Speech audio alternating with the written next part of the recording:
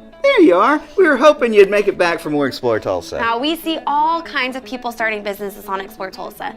Now, what would you say your favorite type of business partners that you like the most, Stevie? When we meet like husbands and wives working together, or best friends, because that's real love. When you can make things work at work and still want to hang out together afterwards. Yeah, two besties just like that are Andrew and Molly at the Antoinette Baking Company.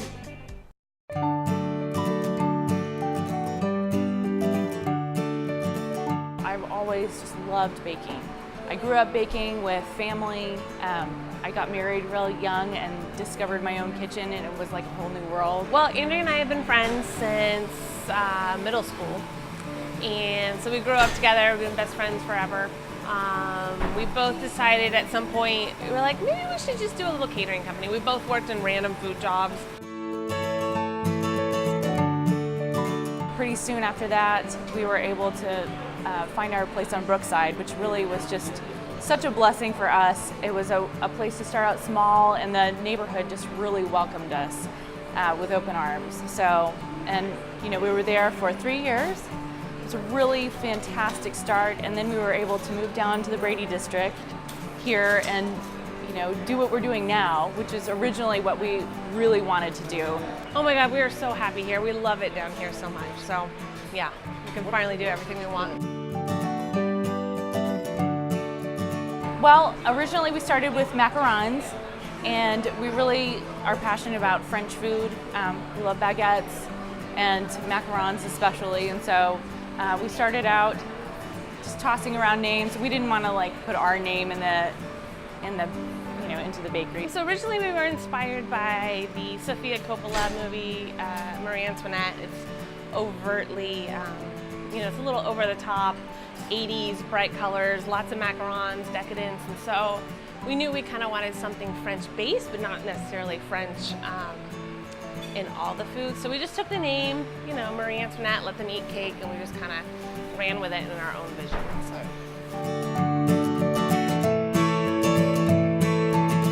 So one of the advantages of having such a large spot is that we can actually make everything. So while we did make bread at the other spot, we made it, it sold, but now there's actually a real purpose for the bread. So for breakfast, you know, the bread's on the entire menu.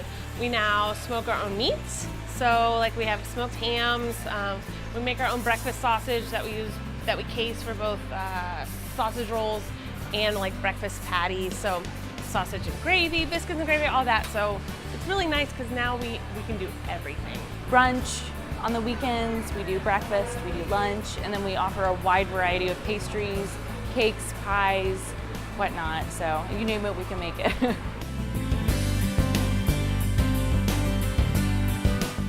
Yeah, and what we wanted is we've created here what both of us want when we go out for breakfast. We want the place that you can have a pastry and a coffee, but if you also want something a little heavier, but not necessarily like diner fried breakfast food, then you can have it here. You know, the egg in the basket is a somewhat healthy, you know, poached eggs.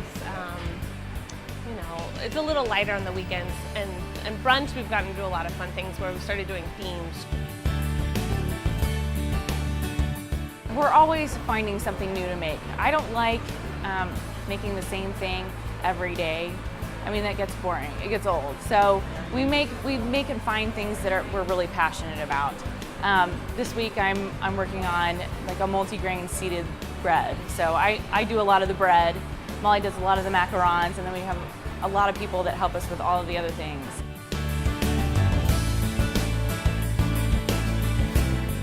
Oh, this is by far the coolest place to hang out. We now have cocktails, you can get wine, champagne.